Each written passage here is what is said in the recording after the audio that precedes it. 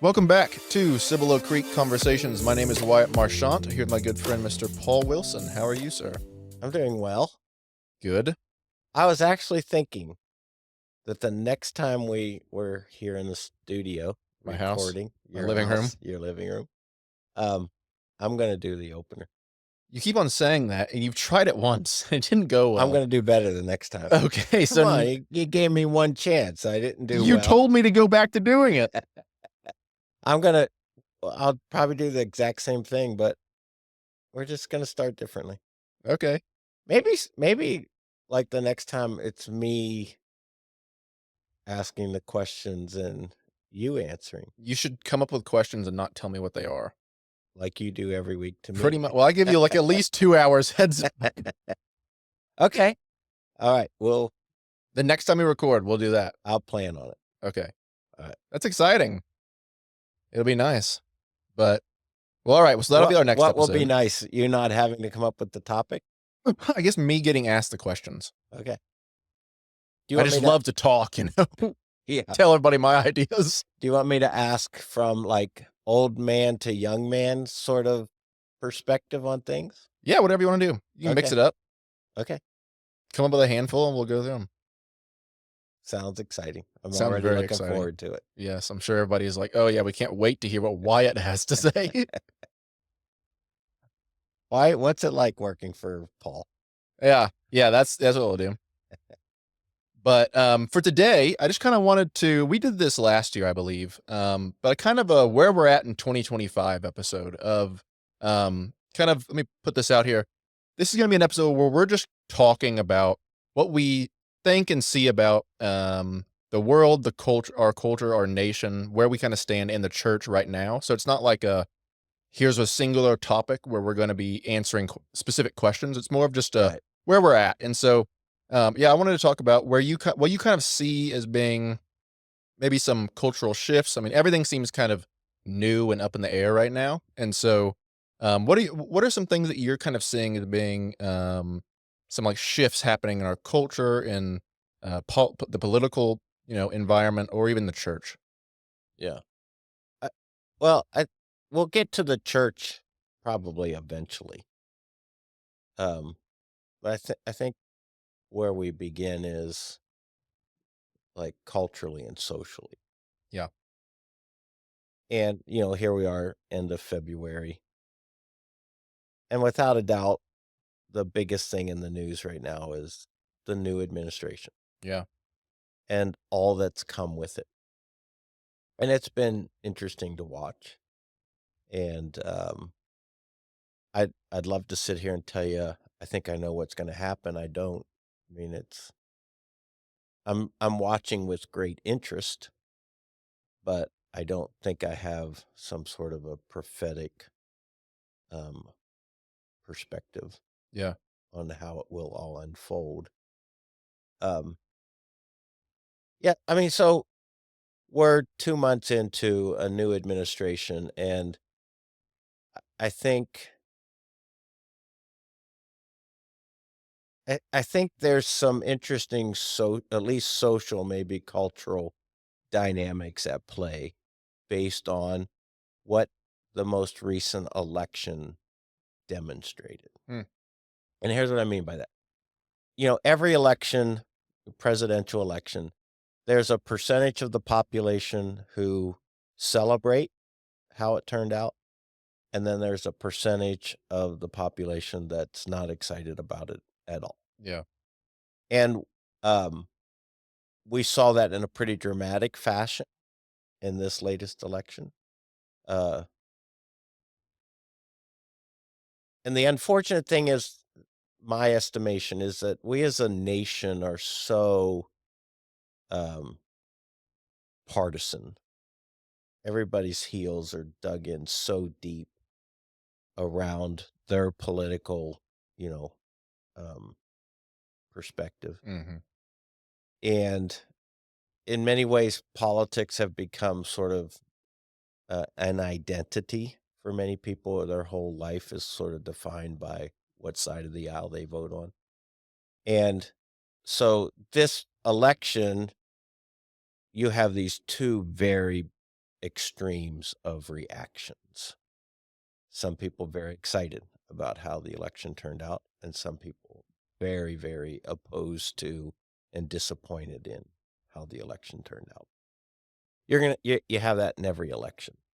I just think, and maybe I'm just more aware of it now because I'm an adult. I don't remember being aware of it, when I was younger.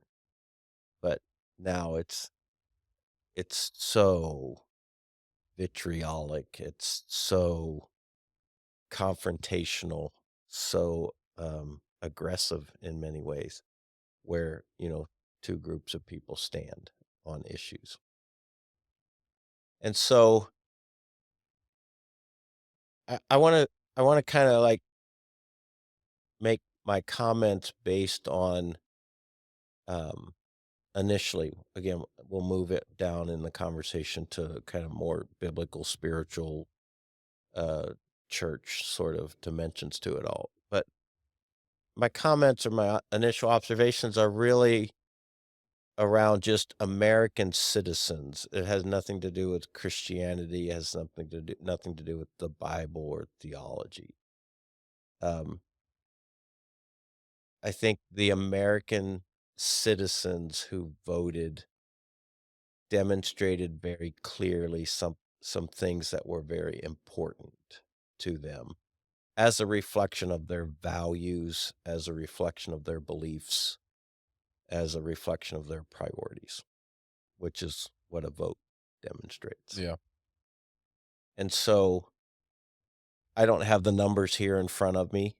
The numbers are out there, they're readily available. The maps of red and blue states and red and blue counties. And you look at that map of color, and there was a very, very large outpouring of perspective on what American citizens, I'm not talking about Christians, I'm just talking about American citizens wanted to see happen in a new administration. Yeah.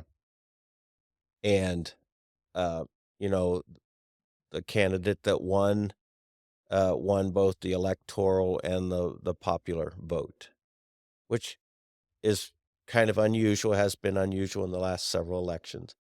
But it was, we use the word like a mandate. I think there was a very clear mandate that American citizens, not Christians, American citizens were declaring, we want to see change, we want to see accountability, we want to see progress around a particular number of issues that sort of defined the two platforms. Uh-huh.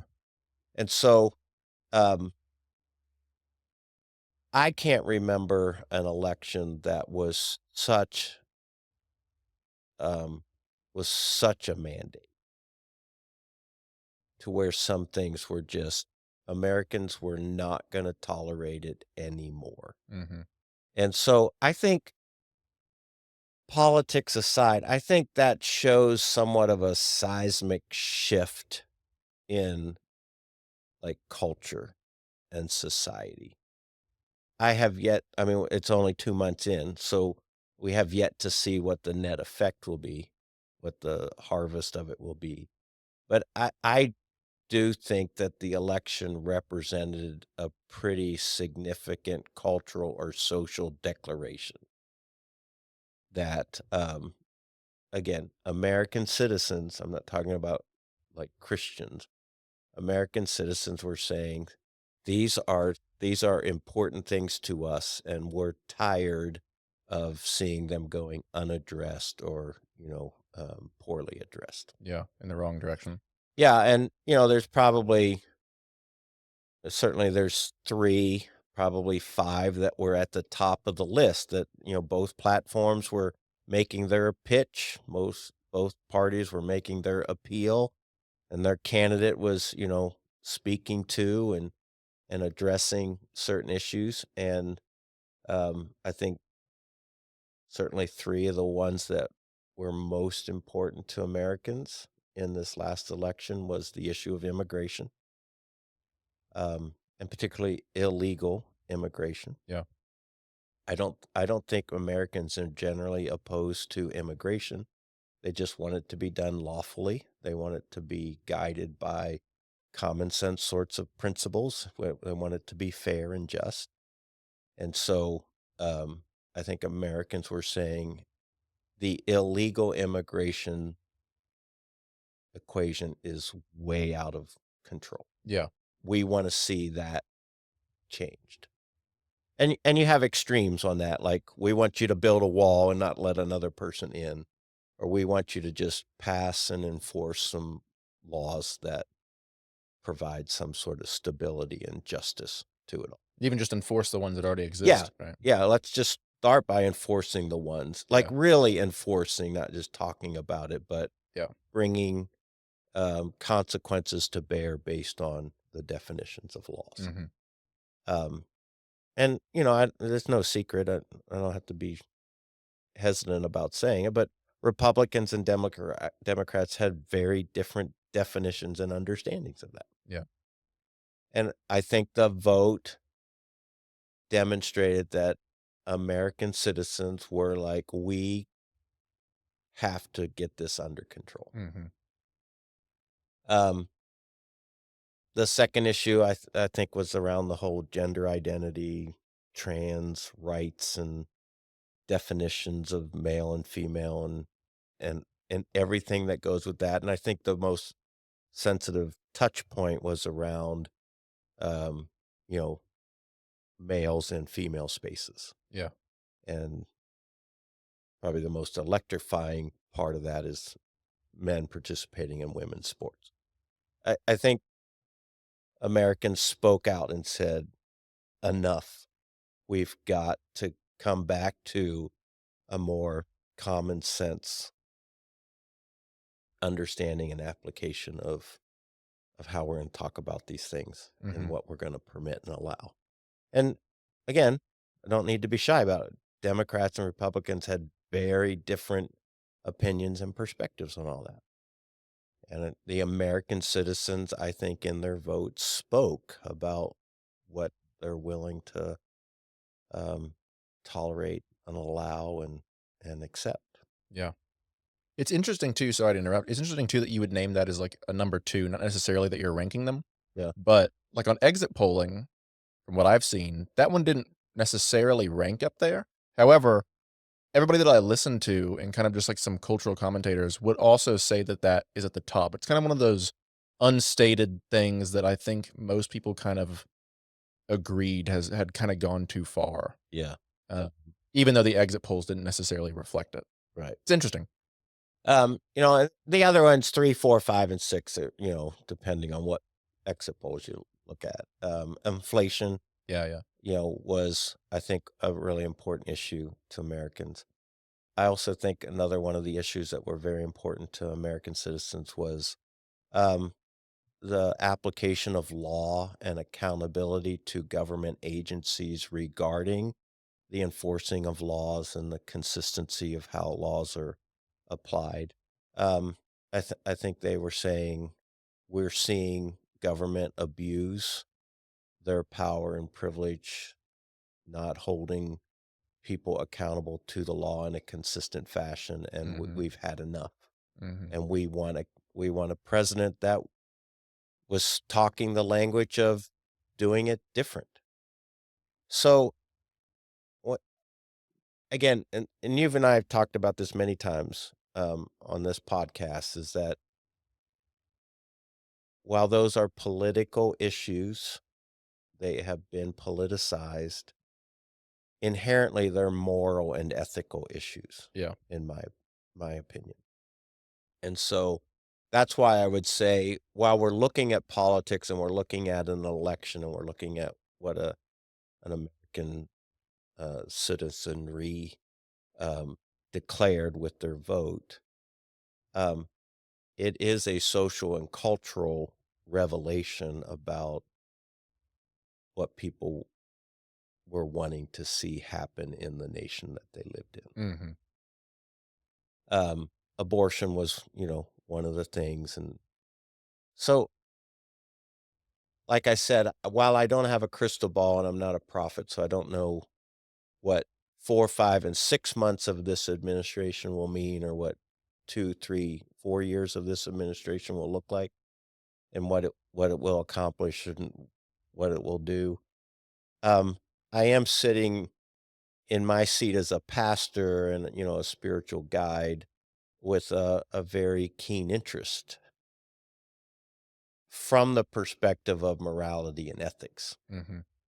And is our nation, uh, I don't know, maybe awakening to the slippery slope that it's been on and sort of the demise of really important foundational values that make us unique as Americans, and they're saying we don't like we don't like where we're headed, we don't like what we're seeing. So it's time to um it's time to get serious about putting some checks and balances in place to keep us from going to a place we can't recover from. Mhm. Does that make sense? Yeah.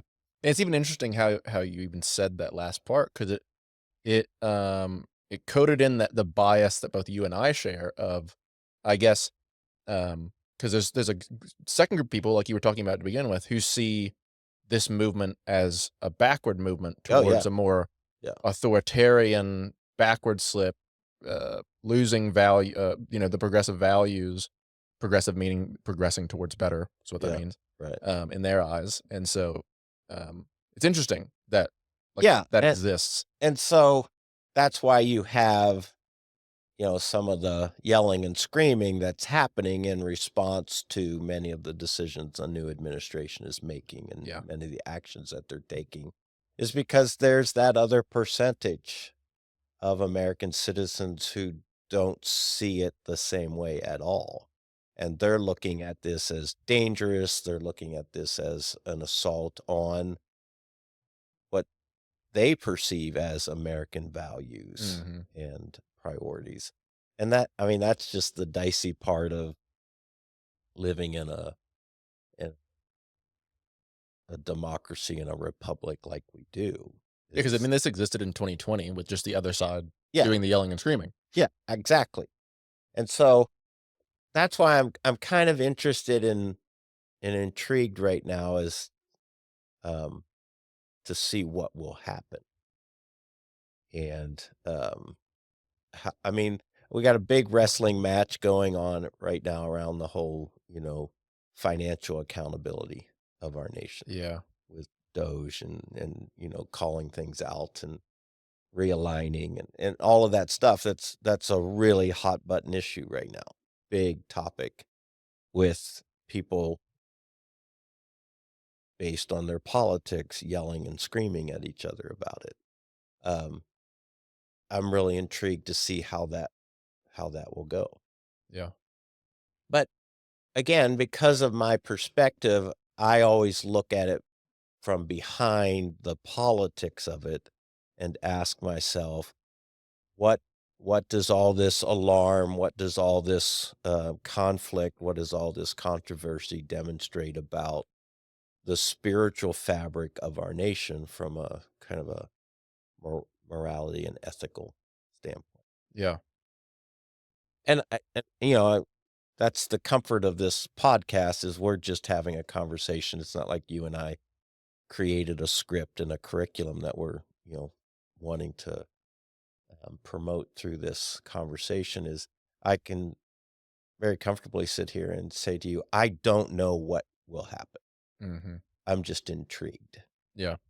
And I'm intrigued because this last election was such a remarkable or profound declaration. It wasn't like it was close. It was not close at all. And not only that, which would be amazing and, amazing being just like, I guess, unprecedented, but the person who got elected, is particularly hated. So, like, there's people who might vote for Republican otherwise, but won't vote for him. Right. And the only reason I'm bringing that up is just because it's already a big deal if you win the electoral, and both houses. But for him to win those things, Yeah. despite all of the garbage that's out there Yeah. about him, and perceptions, that it's an even louder The people that really are voting for those values rather than that person. That's an excellent point, and I mean, seriously, that's an excellent point, is it wasn't so much about some sort of blind loyalty to Trump. There are those people, but yes. Yes, there are those, but I don't think that's what the No. election demonstrated. It was around our nation's gotten crazy with some of the things that it's promoting. I wanna use my vote to kinda rein this in and bring it back to some core common sense, uh, understandings of how we're gonna live together. Yeah. So, yeah, that's a really great point. I don't think it was really about Trump, although just the unfairness of how he's perceived and treated just makes that really impossible to separate him from it, but Yeah, you I try to shoot a man twice, it tends to gain supporters if he survives it. yeah, exactly. Yeah. And you and I both have, we have our political perspectives, Yeah. and we try to be really careful that we're not downloading that into this conversation or this forum. Um, so I could make a lot of personal observations about what I think he's doing or how I think he's doing it or the people he's pulled around him and why I might find that to be a good thing and a healthy thing. But that besides the point, I think again, theology and Bible and spiritual aside, like for later.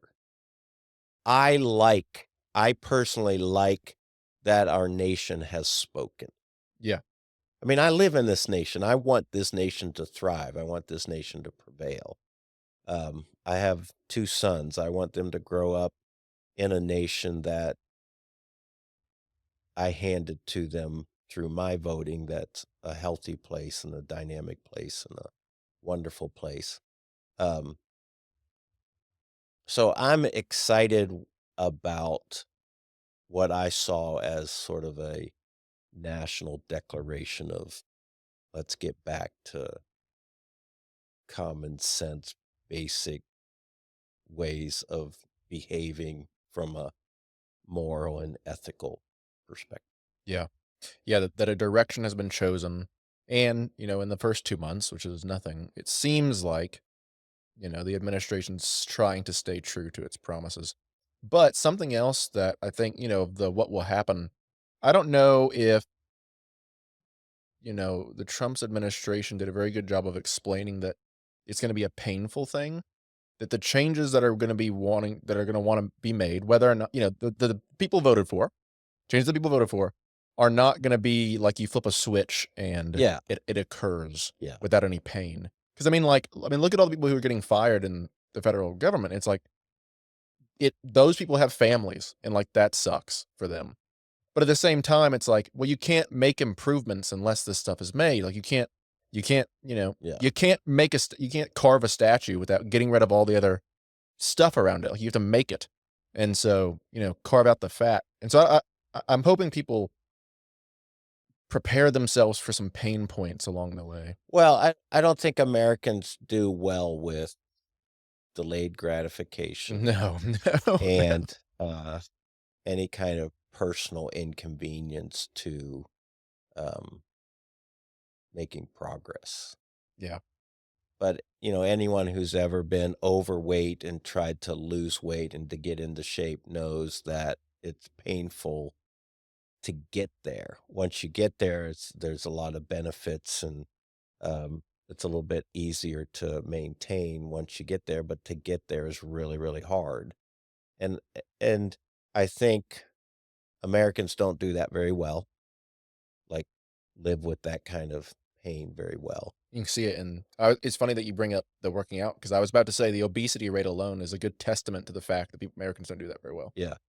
And so um yeah, I don't think most Americans know how challenging it will be to get kind of to the other side of the mountain that we're climbing. Yeah. Because we are climbing a mountain that's digging out of what Americans perceived as this is out of control, Yeah. but it's going to have implications to bring it back into control. And it's interesting. Um, Trump as a candidate, and some people love this about him, some people hate this about him. He can be very bombastic, and he's very, this is what did he call it? The new golden age of America. So he uses a lot of raw, positive, inspirational language. That's good leadership, right? Um, many people don't like it how he does it, but that's what he's doing. Is he's trying to coalesce a group of people around this shared vision of a better future. That's leadership. And so he talks a lot about that. He doesn't talk so much about it's going to get hard Yeah. before it gets better. There's plenty of other people that can make that appeal, but um, yeah, how successfully we manage the difficult part of this, I think, is what will determine if we'll get to where that administration would like to take us and whether we get, in fact, a good reflection of what the American population voted for. Yeah. I guess we'll see. Probably midterms will be a good first test for that. Yeah, But yeah, so I guess, you know, it is kind of this cultural shift towards a more common sense and what I would even say a traditional philosophy, a more conservative philosophy, not necessarily political, but it yeah, reigns into the and so a lot of people would almost be kind of surprised by that, particularly, amongst young people. I think, you know, um, Trump won a lot with young men, for instance. Not so much with young women. They kind of if you look at a chart, it's kind of splitting off like this. Young women are going more one way, young men are going the other way. Um, I see that as a very interesting kind of cultural, societal movement towards a reversion, like a pendulum swing back. Have you noticed that too? yeah. And I think there's a reason for that without getting political. Mhm. Liberal, progressive ideology has spent the last 10 years or more really speaking poorly about men, portraying them very poorly, the whole toxic masculinity thing, and browbeating men on so many fronts that it's I think they ended up hurting themselves. Yeah. Men were basically saying, "I'm not taking this anymore. You're not going to continue to stereotype me, this negative stereotype that you're driving so predominantly in just about everywhere we look. I'm not that." I think men were saying, "I'm not that. I'm tired of you describing me that way." And they they went in the direction of a party or a candidate that was offering something different.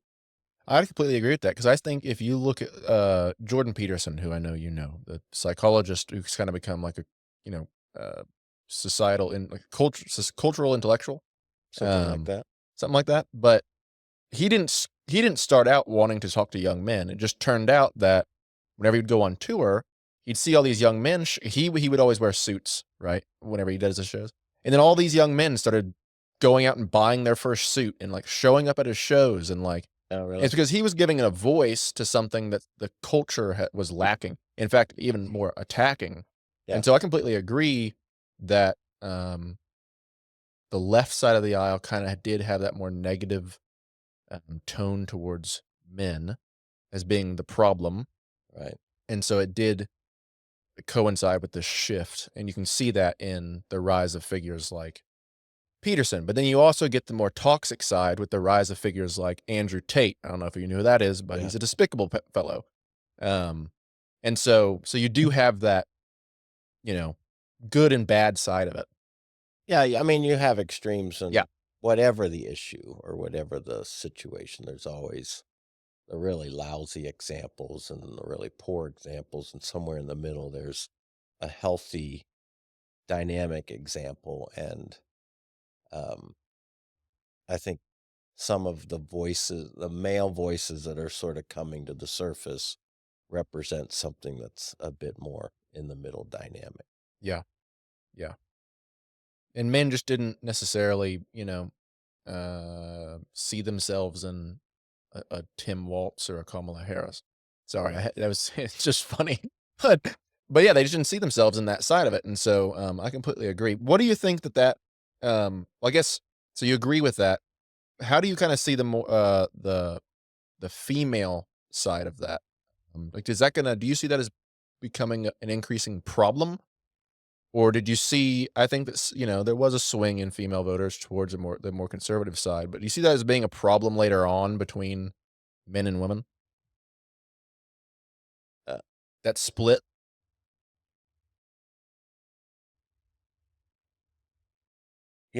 I don't really know.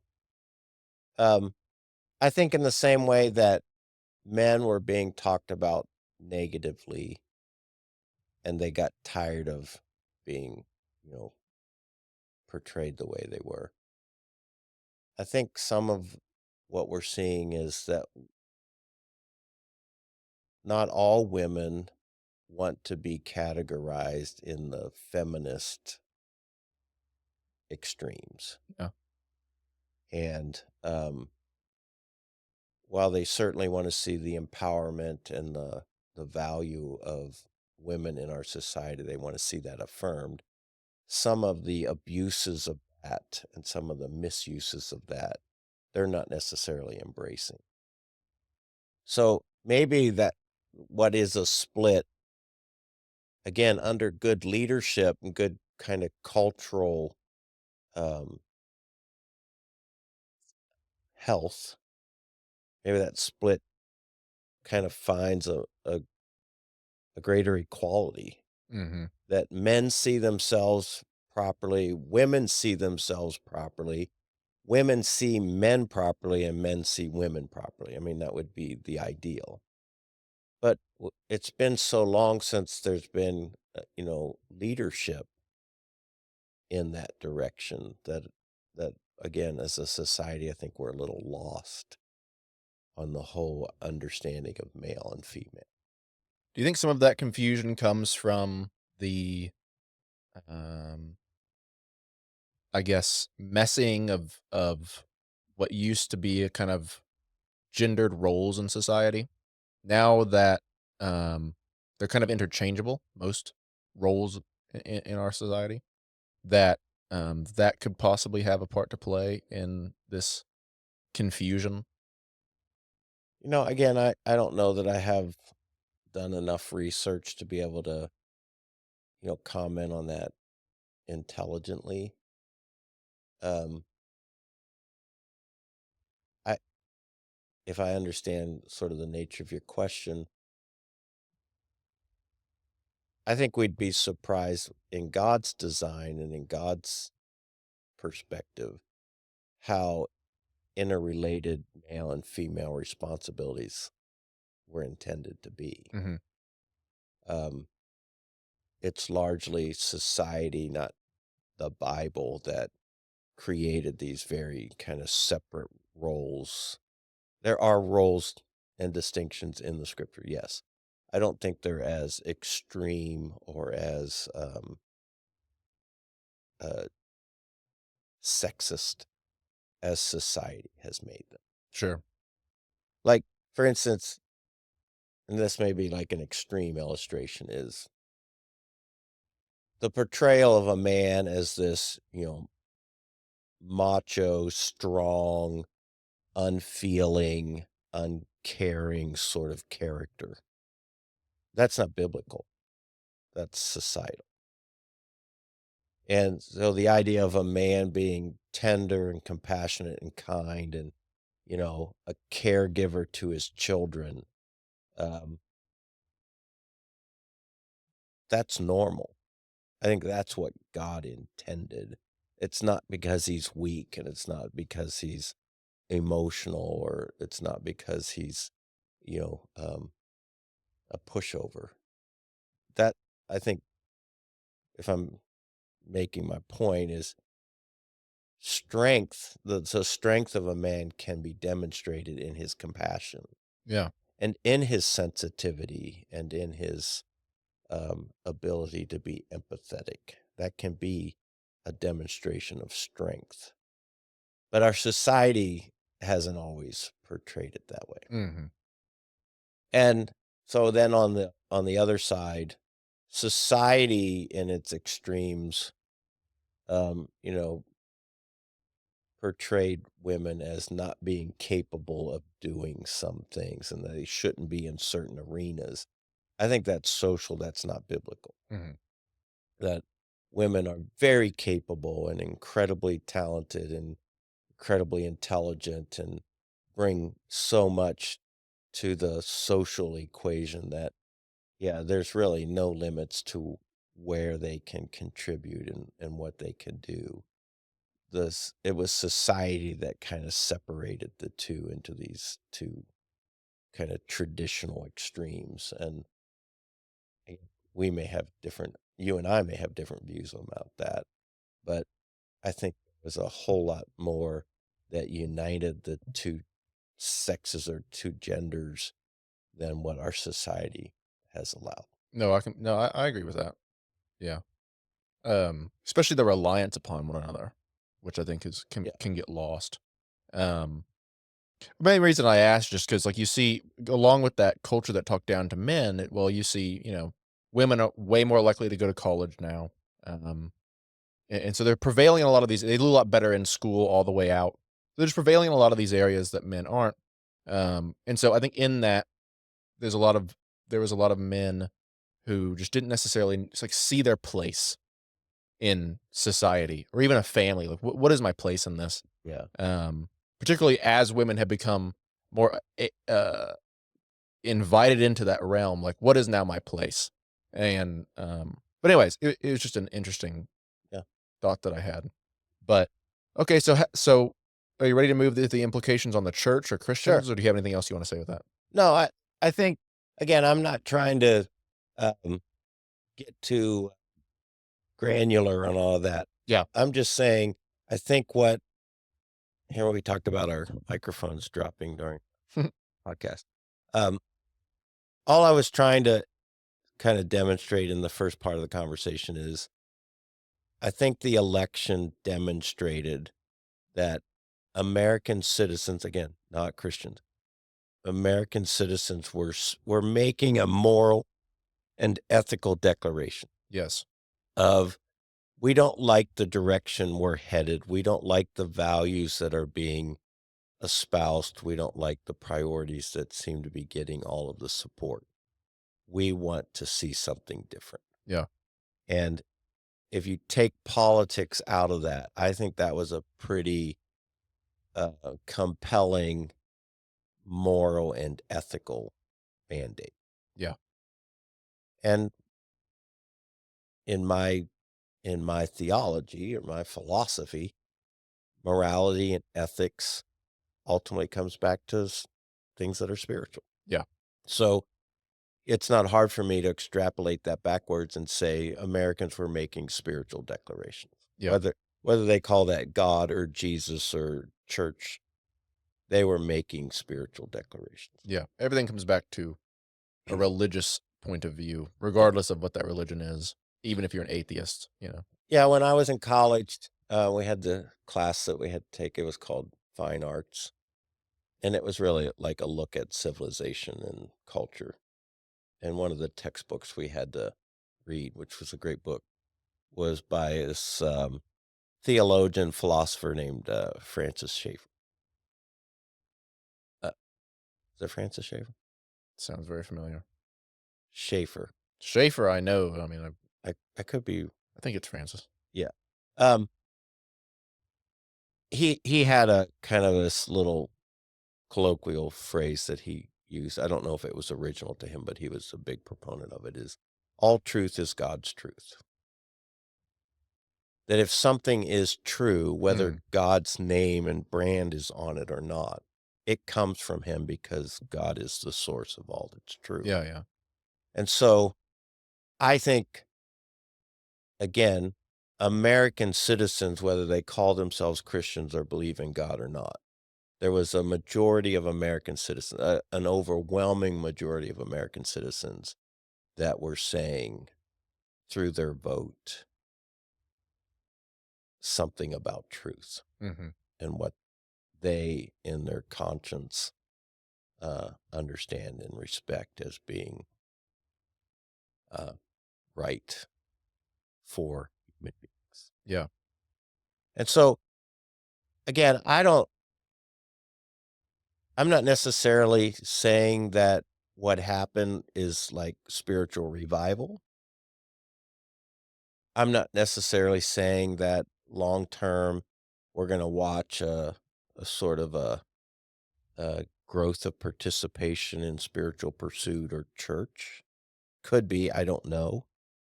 But um, it is a wonderful opportunity for the church and for Christians to validate and celebrate and um, educate a world that's demonstrating some sort of a spiritual um, interest.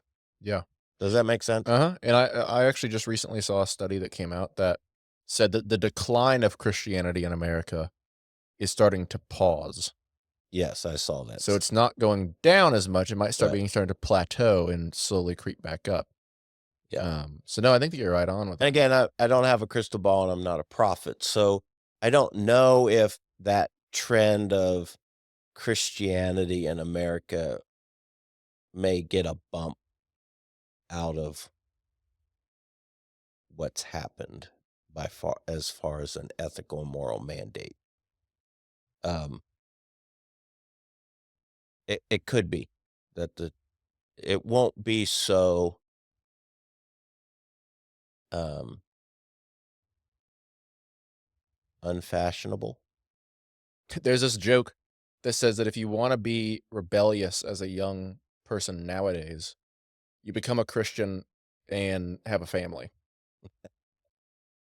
That's how you be rebellious Yeah. nowadays. Yeah, so in the last, I don't know, quarter century, it was becoming more and more unpopular to Yeah. identify yourself as a Christian. Yeah, yeah.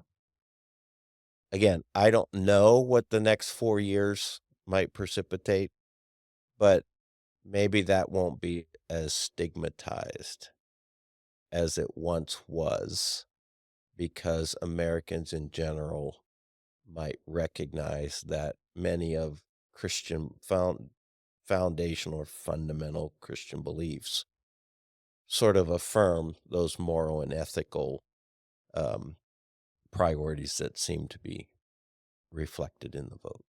Yeah, I think people started to, almost remember the Judeo-Christian Yeah, values that the yeah, West was built on, and I think a good way of looking at it is we experimented so we have those Judeo-Christian values which provide guardrails for life, um, and direction, and then we experimented with taking those guardrails off and seeing what would happen, and people realized that was, chaos. yeah. We didn't like what we saw. Yeah, we didn't like that. We went in a direction that wasn't good.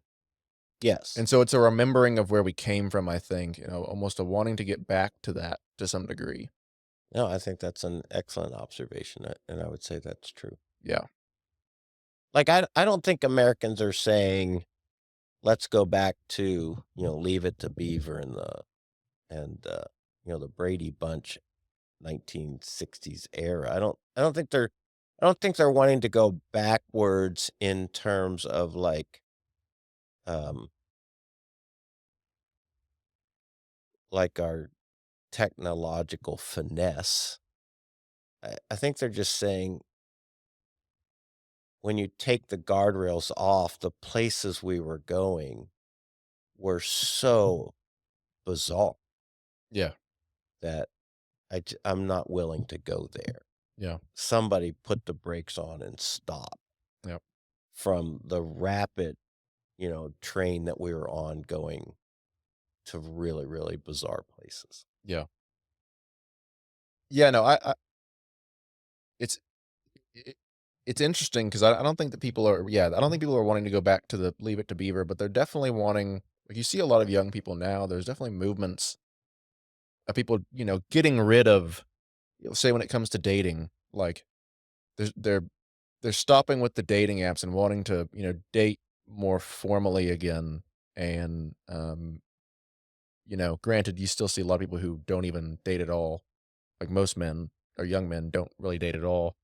But it just caused a lot of problems with the, like, interpersonal relationships, and so people are kind of rejecting some of the poisonous features of, like you said, technology, while, yes, not wanting to, reject it full stop, but Yeah. how can we manage it better? I like how you described it. I think Americans are maybe waking up to that doesn't make them woke. Makes they're waking up to, yeah, us not having any boundaries is not the freedom or the progress that we were looking for. Yeah, It wasn't it not only was it not gonna bring in the utopia that it was promised to bring in, it was taking us far, far afield from something that was idealistic or utopian. yeah. I think another rejection is what I would kind of call toxic empathy. So, empathizing to the point to where you're actually harming the person. Yeah, Because like we've said on the podcast that like loving someone is not just telling them what they want to hear, but telling them what's true and what will be best for them. But I mean, toxic empathy is where you get to the point to where, as an example, um, the border is so we have some people coming across the border while the heart might be in the necessarily in the right spot because like these people are trying yeah, to escape bad positions, but it's also unmanageable on our end. So then everyone's getting right, no one's actually being helped. right. But a toxic empathy will get you there. It would also get you there with, what is going on with like the gender stuff with kids. Like toxic empathy is what enables that type of stuff. At least from people watching from the outside. So I do think that that was also a rejection in this past election cycle. Yeah, so, the church, where do we fit into all of that? Um, I think I can say as, a pastor of 40 years, almost 40 years, and, you know, a preacher, the last, several years, there's been a bit of a feeling of eggshells in teaching, not wanting to compromise truth or not wanting to back away from saying the hard things, but having to be so delicate that you weren't blowing everything up Yeah. or coming across as just being a jerk. There was that feeling. Maybe with this kind of cultural shift, um, what the voters are saying is, yeah, I'm open to common sense. I'm open to truth. I'm open to accountability. I'm open to better, wiser ways to live. So, like I said, it might be a wonderful opportunity for the church to become a voice in guiding a nation that is evidently inviting or wanting some direction. Yeah. It'll hopefully inspire churches to do the thing that they probably should have been doing, Oh, without a doubt, especially when it was hard, without a doubt, as it probably aided the the uh the demise. demise. Yes. It didn't do the thing of which it was supposed to do, Right. which was be that light on the hill, Yes. surrounded by darkness. Yeah. Um, so I guess like do you see the church in America like kind of playing how much are you thinking that the church is going to shift with this tide? Because I mean, I think that it's evident that it shifted, say, like with that pendulum to the left philosophically, wow, to the right philosophically. Do you think it's going to switch that way? Do you think it's going to stay the same? Again, I'm not a prophet, don't have a crystal ball. I don't know. What I do know is that the church tends to always play catch up, Yes. so its pendulum doesn't swing as fast as other pendulums. Yeah. So while the cultural social pendulum may be swinging another way, the church will be latent in catching up with it. Yeah. So again, will we be too late to the ball game, or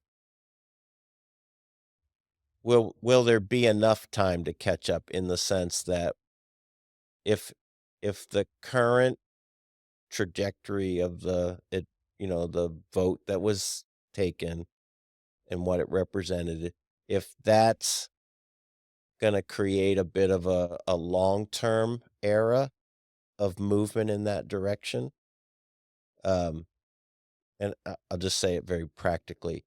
If Republican leadership then gives way to several succeeding administrations of Republican leadership and what it represents, that may buy the time for the church to catch up, but I don't know. Yeah. I don't I don't know if this 4 years is going to be kind of a unique, um, what's the word, panacea? It's a new one to me. Really? Yeah. A word I've you definitely heard it, but I couldn't define it for you. I think it has to do like a plateau. Yeah, yeah, yeah.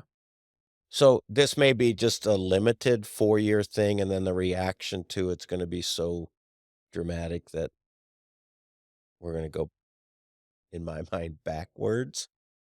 Other people from another side of the perspective would say go forward, but I'm saying we might go backward. Or the results of this shift could be so positive that, Republicans will have opportunity for several succeeding administrations, Yeah. which may buy us not just 4 years, but maybe 8 years or 12 years. And when I say us, I say our nation.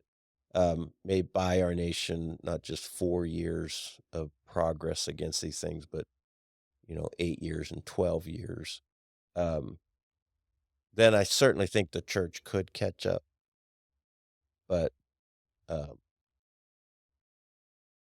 again, I don't know how the church is going to Yeah. as a whole. Yeah, yeah. I think there's always a few churches that are really good at addressing and being relevant to their times, but as a whole, the church is really slow about these things. Yeah, yeah. Yeah, I would agree. I would say that it's probably slow. That toxic empathy that I was talking about, I think the church is particularly susceptible for such a thing Oh yeah, because of our values of love, grace, forgiveness. yeah. Those things can be twisted, or virtues can Oh, be twisted into vices. yeah, Um, without a doubt. so I think that those will be very slow. It might not change at all. I also think that you'll see a more. This is a prediction I think that's kind of backed up by some studies. Um, More people leaving, say, mainstream Protestant evangelical, maybe mainstream evangelicalism, and moving towards a more traditional type church, such as Orthodoxy and or Catholicism. Hmm, I don't know. Yeah, there has been a study that shows that Orthodoxy, I know, is growing pretty rapidly. Granted, it was very small to begin Yeah. with, so 50 people is like a big increase, but Yeah, so, I mean, just you saying that, my curious mind says, "Why would that be?" And this is not researched in any way, but there's a certain part of orthodoxy that it's guardrails. yes, It has very definitive sorts of boundaries, and so if the most recent national vote indicates, "Let's put some guardrails up, otherwise we're going off the cliff," then it would make sense that people's spiritual or religious participations might value those kinds of guardrails. just from what I mean, and of this I'm of this age group, and I also am kind of plugged into, keeping up with things online and pretty well read on stuff. I think it is a rejection of a feelings oriented faith Mhm. and that feelings oriented faith and the idea of, like, Jesus is my buddy who I go on coffee dates with type of thing. And write love songs too. Yes. It's a rejection of that and a desire for a more rigorous type, serious, Yeah. um, yeah, observance and application of faith and what one should do. I I I agree. Which leaves a lot of, like, mainstream evangelical churches in a spot of like, "Okay, well, how can we mix that in without Yeah, so fundamentally so changing?" the churches that are gonna shift well, Yeah. that are gonna move, what we may see is that what was once their forte of, like, contemporary worship styles may start looking more traditional again. Yeah. But that's where the church moves slow, in that the ones that have been contemporary, they may be reluctant to let go of that and sort of, dig their heels in and say, "No, this is our model and this is what got us here, so we're not changing." Yes. Especially if you're made up of people who were, like, that came from that more rigorous background that didn't like it, you know? Yeah. Um, and I don't even necessarily mean that we're gonna go back to singing hymns out of a hymnal, Right. but But possibly possibly. we might move from the contemporary praise chorus sort of expression of worship to what can be some really dynamic and powerful, traditional hymn guided worship. I The lyrics alone in a lot of those hymns are are like, Yeah, profound. yeah, there's a reason why those bad boys have been around forever, and people just kept like, "Why no need to rewrite the book on this." And a lot of them were coming into their own hymns, were coming into their own at a time when music was a very effective teaching tool to uneducated groups of people. Like, you could write something in a song that was deeply profound, and people singing it from week to week would drive those truths home, um, where they might not have either had the scriptures available readily or were unable to read them. So going so a move back toward those kinds of things, um, could have a very educational appeal. Yes, because I do think that there is a desire to go deeper in one's understanding and, go deeper and a more yeah, a more tangible, like not even tangible, more integrated and tangible faith. So there are things that I do, but not like a checklist. That's the risk that you Yeah, it's the risk that's that the you run, pendulum. right? That's the pendulum. But not so ephemeral of Oh, ephemeral. I talk to Jesus in my head and that's my faith kind of thing, but also like embodied in one's day-to-day life. Yeah, Which of course I would never become a Muslim. But like they are very very rigorous, regimented. very regimented. And I think a lot of them like it because of that. Right. Not that's not why they're following it, but, um, there is I think there's a desire in people now to have more of that than just what we've been doing. Again, we may be seeing kind of the outer reaches of the pendulum swing. Yeah. Because back when kind of traditional liturgy was the predominant expression, all of that in its origins was good. Yeah. But over time, it became legalistic, it became boring, it became lifeless. And so there was a movement like, I need something fresh, I need something more dynamic, I need something more authentic and real. And that was giving way then to that pendulum swinging back to a more modern, contemporary expressions of, um, faith. And we may be out here on the reaches now and starting to move back because the more emotive, what you call toxic empathy, all those expressions of that were found lacking. Yeah.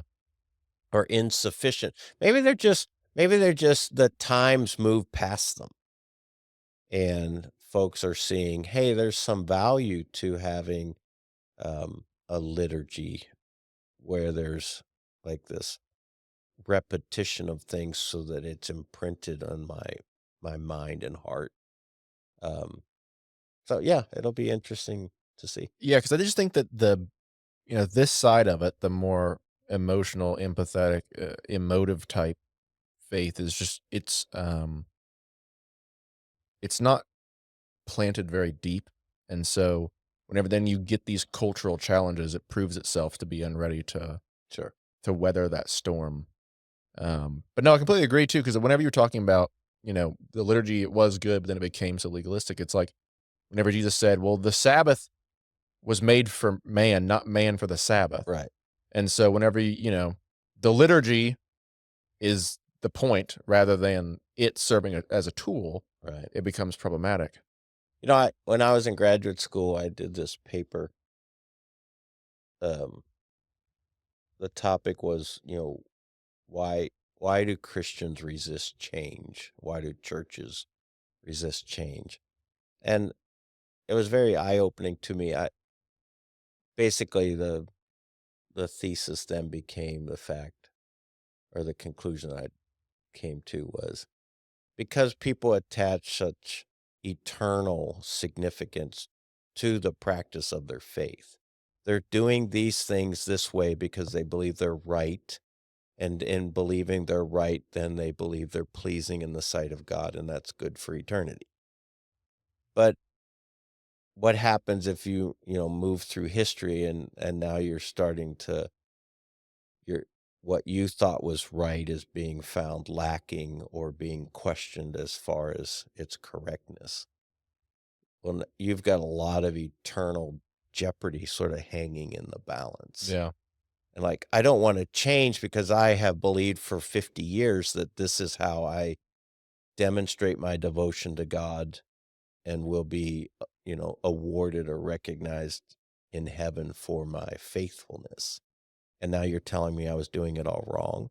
So that's why Christians dig into their practices the way they do, and wrestle with letting go of them, because they feel like it has kind of these eternal implications that leaves them feeling really nervous. Yeah. I was just thinking about, Catholics' view of Protestants in that through that lens of um, the eternal significance of the things that we do, because they take very heavily, seriously the things that they do, um, and are also more exclusive than us, evangelicals are. Um, but then you look at evangelicals, and it's like, well, we don't really have any. We have very few things that we are closed-handed about, whereas say Catholics have a lot more things that they're much more closed-handed about, and so I don't know. I think that they could lose some, we could gain some. There's probably, you know what I'm saying? That there's Right. probably a nice middle ground there, and so hopefully we find it. But Yeah. Again, I'm not ready to say that America's on the brink of revival, no, not in the, kind of the historical way that we use the word revival, but um, it could be it could be a good run for Christianity to be less stigmatized, which, if handled correctly, could become a wonderful opportunity to have an influence. yeah, no, I agree. Because I think that we also need to be careful of those people who, like, this is the thing with, making sure that you detach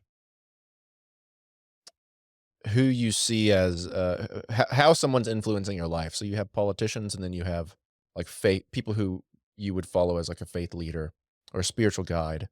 Because a lot of people will put a lot of Christians put that onto, say, Trump and the people around him, and it's like, well, maybe don't look at him as a spiritual guide, Right. Or even like Elon Musk. He's great at running companies and doing what he's doing, but it's like, well, he also has 13 kids with like 4 different women, and it's like, well, that's not a great model. So it's this weird interplay between like the conservative side having this big tent, but also trying to maintain some of those values, and Christians need to be careful to maintain those values Yeah. even as we work with people who think differently than we do. Yeah, I was I had an interesting discussion with someone the other day. We went to lunch together, and on the way back, he said, "Hey, could I ask you a really personal question?" And I said, "Sure." He said, "Who'd you vote for?" Yeah. And I told him who I voted for, and it was not who he voted for. And he's like, "Why did you vote for that person?" And part of my answer to him was, I don't look at my president or my politicians as my pastors. Yeah. I'm not looking for spiritual leadership from them. Uh, I mean, it would be great if they sort of modeled the sort of upstanding, moral driven life that would see as a good example. I've given up on that because that's not necessarily anything that can be expected anymore. But if their brains, their business savvy, their decision making is good for the positions that they're in, for the challenges that we face, they're going to get my vote. If somebody doesn't have my trust as far as representing my values, my beliefs, my priorities, I don't have any confidence in them. Yeah. And so, in the particular case of Trump, I actually think that what makes him successful is that he's not a politician. He's a very savvy businessman. And again, I know people have very different opinions about his business acumen and his business ethics, but I think that part of the benefit of him in the role that he has at this point is he brings something to the table that we haven't had in a long time regarding some non-political ways to go about positioning our nation for health and vitality. Yeah. Yeah. And no matter who it is, like there's several different people from across on different sides of the aisle that I see this way. But I would rather someone be truthful and straightforward with who they are rather than the fake niceties that politicians used to have to play. Mm. Because you're just lying to me. Like, I don't like, yeah, okay, you say all this nice stuff. One, it's like empty. You're not saying anything. You're just trying to appeal nice. And people, that's a comforting feeling that a lot of people want to have. Excuse me. Um, but it's like, oh, well, my representatives up there being nice. And it's like, well, great, but like, what are they actually doing? You know? Yeah, I think the issues and the dilemmas that we face, they require something more than nice. I think with the dilemmas that we're facing in our nation and our society, we're we're past the be nice criteria. We need people who are really bold, really honest, um, disciplined, wise. We need that caliber of a person, and those people can be uncomfortable because they can be confrontive and they can hold your feet to the fire. And like we said earlier, not everybody likes that. But I think for the good of the nation, again, Christianity aside, for the good of the United States of America as this very unique identity, this very unique place, it's, I think, a very important time for truth tellers, Yeah. straightforward, diligent thinkers who are going to call, a spade a spade. Yeah. Yeah. Agreeing. Back to the like Trump as a as a spiritual leader. Like if I hired a plumber, it would be great if that plumber was Christian. However, that's not why I'm hiring him. Right. He just needs to be a good plumber and do good business. And if he does a job well and he's pleasant or at least not unpleasant, Right. then great. You know, I'll No. hire him again. Yeah. And that's a perfect illustration of kind of how I see how I'm going to vote is, yeah, it'd be great if he was a nice guy, but if he isn't, but he knows how to fix my plumbing, the job that I have for him. I want that guy. Yeah. Yep. Well, very good. Well, anything else? No, I mean, just sitting here having this conversation and talking about the pendulum swinging just has me, kind of intrigued with, like, our church, Cibolo Creek Community Church. Um, I was thinking about that too. how do we keep up with whatever this kind of social mandate demonstrates as far as where people are, what they're interested in, and what they might have needs for. Mm-hmm.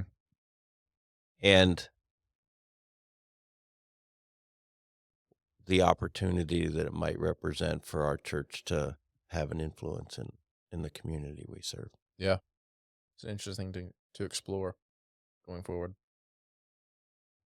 But, well, very good. Did you get what you needed? I think so. It was a good conversation. I think so. Totally unrehearsed, unscripted. You were very worried, I feel like. I was a little nervous, like, I don't know that I didn't necessarily think I'd have much to offer Mm. by way of perspective, but thanks for the conversation. You get us going, we put something out. Whether it's something anybody cares about is a completely different thing. Well, that's always the Yeah. That's true. But, all right, everybody. Well, we'll see you next time.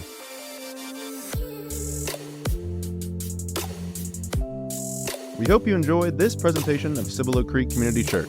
If you did, please consider supporting the ministry of our church. Your donations make a difference. To check out more resources or to share a gift, please visit us at cibolocreek.com. Thanks for listening.